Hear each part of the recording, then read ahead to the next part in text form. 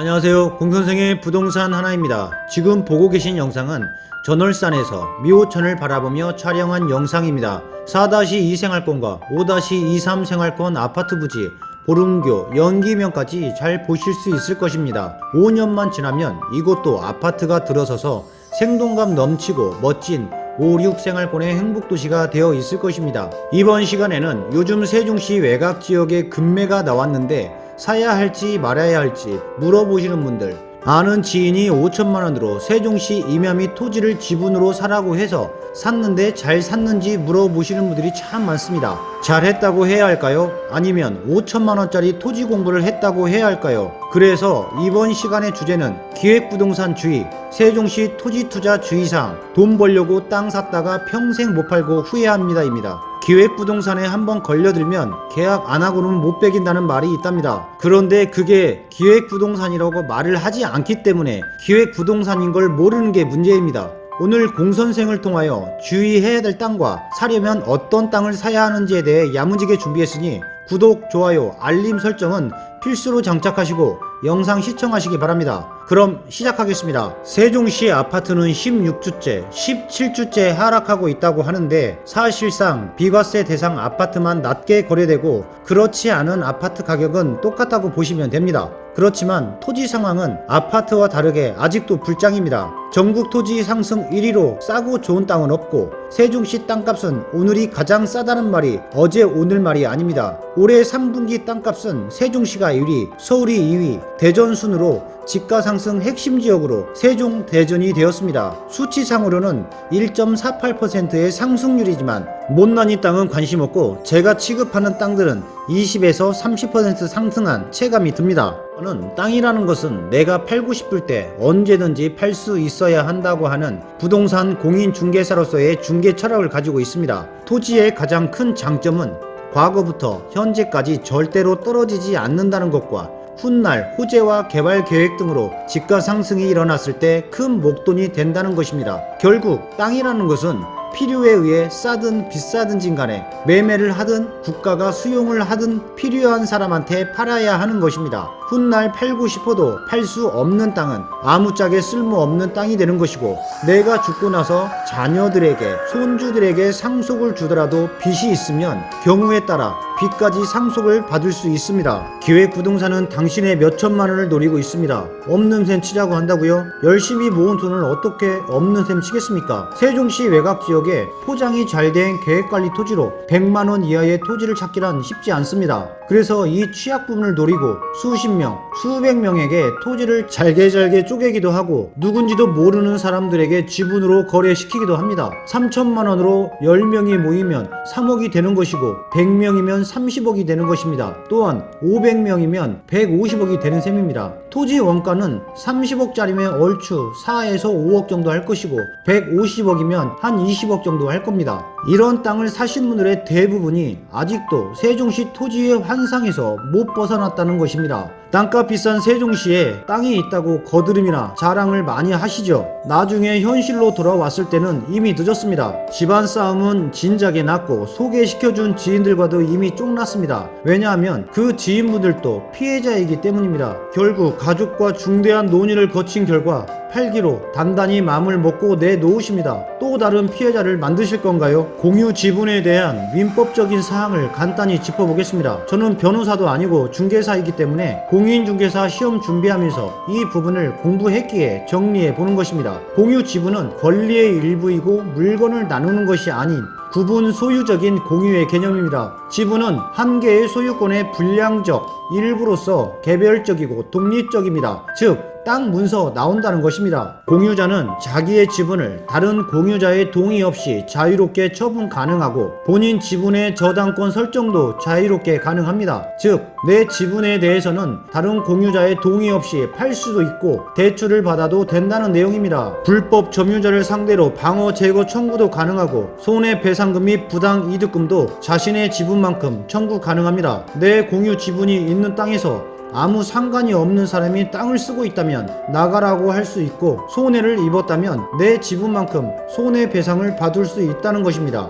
중요한 것인데 지분이 아닌 땅 전체를 처분할 때는 반드시 다른 공유자 전원의 동의를 얻어야 한다는 것입니다. 공유자 100명이면 100명, 1000명이면 1000명의 동의를 얻어야 하는 것입니다. 여기서 공유물의 매매, 공유물의 건축물의 신축도 처분 행위이기 때문에 전원의 동의가 필요합니다. 자, 이제 기획부동산의 전형적인 수법, 고객 손님들을 설득하기 좋은 멘트인 도시 팽창에 대해 알아보겠습니다. 6생활권까지밖에 없는 세종시 행복도시이기 때문에 도시 팽창, 즉 인근 지역으로 도시가 확장된다는 것인데 신도시의 특성상 도시 팽창은 이루어질 수밖에 없다고 봅니다. 도시 팽창으로 아파트 등의 개발 호재가 있다. 그러므로 주변 땅값이 비싸기 때문에 공유물 또한 오를 수밖에 없다입니다. 과연 그럴까요?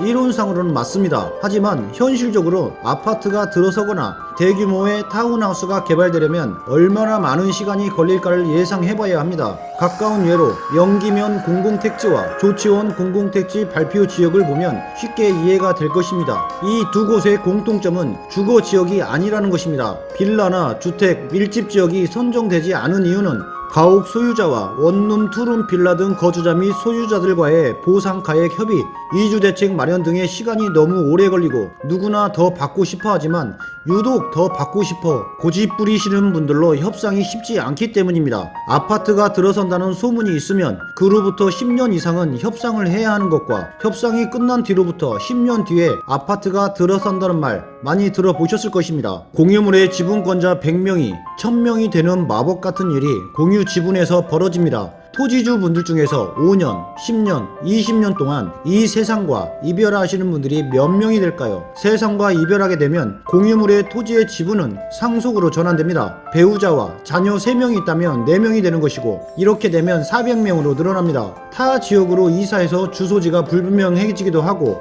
행방불명이라도 된다면 토지 매입 등의 협상하기도 쉽지 않습니다. 자녀 중에서도 20에서 30%가 돌아가셔서 손주들한테 상속으로 넘어간다면 1000명도 훌쩍 넘을 것입니다. 이 땅만 계속 보는 것도 아닐 것이고 징글징글하다고 해서 안 산 척 하면서 방치할 경우가 많을 텐데 이렇게 되면 이 땅의 명단에 있는 모든 사람들은 피해자가 될 것입니다. 운 좋게 국가가 수용이라도 해주게 되면 어떻게 해서든 자식들이 단 얼마라도 가져가겠지만 그게 말처럼 쉽지 않다는 것 알고 있을 것입니다. 기획부동산의 전형적인 방법인 토지 쪼개누 지분 매매의 예를 보여드리겠습니다. 이곳은 세종시 외곽 지역에 있는 임야 두 곳입니다. 일본의 토지를 확대한 후 지적 편입도를 해보면 아무 개발도 안 되어 있는 산에 바둑판처럼 줄이 그어져 있고 그 위에 숫자가 적혀 있습니다. 그중 하나의 지번을 골라서 토지 대장을 열람해보면 한 개에 많게는 6, 7명까지 공유자 연명부를 확인할 수 있습니다. 즉 하나의 필지를 100평에서 200평으로 잘게 쪼갠 뒤 그곳에서 3명에서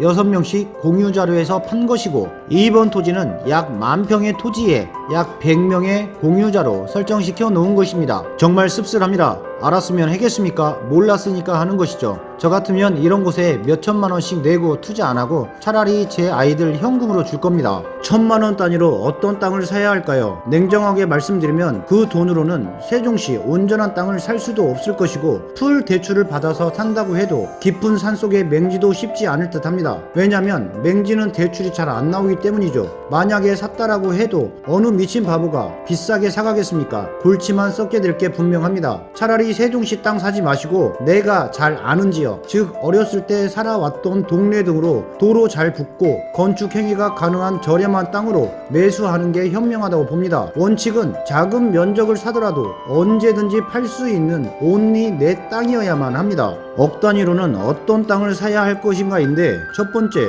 대출 이자를 감당할 수 있고 금액에 맞는 토지를 사야 합니다. 두 번째로 도로는 기본적으로 잘 접해져 있어야 합니다. 참고로 2차선 도로에 잘 접해 있는 토지가 4, 5m 도로에 접해 있는 토지보다 비싼 법이고 4, 5m 도로에 접해 있는 토지가 3m 도로에 접해 있는 토지보다 비싼 법입니다. 세 번째는 용도의 다양성과 황금성이 좋은 계획관리나 자연녹지, 생산관리까지는 가져야 하고 누가 봐도 황금성이 좋을 것으로 예상되는 좋은 입지의 토지를 사셔야 합니다. 같은 값에 3m 도로에 접한 계획관리를 가느냐 2차선 도로에 접한 생산관리로 가느냐를 선택하라고 투자라고 하면 저 같으면 2차선 도로에 접한 생산관리 토지를 매수할 것 같습니다. 네 번째는 매매 시점까지 본인이 잘 활용할 수 있고 절세가 가능하도록 만들 수 있는 컨트롤 가능한 토지를 사셔야 합니다. 토지는 200~300평의 면적으로 된 원형지가 1000평 이상의 넓은 토지보다 평당가가 높은 법입니다. 몇십억 하는 큰 평수의 원형지를 매수할 수 없기 때문에 원형지의 필지를 분할하여 도로 상태, 토지 모양 등이 잘 구분되어 있다면 분할된 토지로 사는 것도 무방하다고 봅니다. 마무리 정리해 보겠습니다. 세종시 토지 3~4천만 원으로 나 혼자 살 수 있는 땅은 현실적으로 존재하지 않습니다. 직장 생활하면서 여윳돈으로 3~4천만 원 모으려면 몇 년 근건 절약을 해야 하는지 저 역시도 잘 알고 있습니다. 토지 매입할 때 꼭 현장 방문 후 분석해 보시고 마지막 하나 남았다고 매수할 사람들 줄 서 있다고 보챈다고 해서 조급한 나머지 덜컥덜컥 돈부터 걸지 마시고 주변에 쓴소리하는 사람들의 말도 잘 들어보시기 바랍니다. 이런 수법의 사람들은 자격증도 없고 한탕 잘해서 돈만 받고 전화기만 바꾸면 끝납니다. 또한 사기라고 하는데 땅에 대한 실물이 있기 때문에 이건 사기 아닙니다. 내가 똑똑해져야 합니다. 오늘도 세종시 토지 투자에 있어서 주의해야 될 땅과 사려면 어떤 땅을 사야 하는 것에 대해 알아보았습니다. 이건 어디까지나 제 경험과 생각을 표현한 것이기 때문에 정답이 아닐 수 있습니다. 그래도 약간의 도움은 되셨을 것으로 생각됩니다. 저 역시도 10년 넘은 공무원 생활을 하였고 나름이지만 열심히 살아왔고 열심히 살고 있습니다. 인생 한방 노린다고 후보 계획도 없이 올인한다고 하여 잘 되면 좋겠지만 잘못되면 극복이 안 될 수 있습니다. 토지 투자 정말 잘 하셔야 하고 전문가와 잘 상의하여 진행하시기 바랍니다. 모쪼록 제 영상이 도움이 되셨다면 구독, 좋아요, 알림 설정은 꼭 하셔서 부동산 정보 잘 받아보시기 바라고 다음 영상에서도 사전 잘 엄선하고 분석해서 올리도록 하겠습니다. 감사합니다.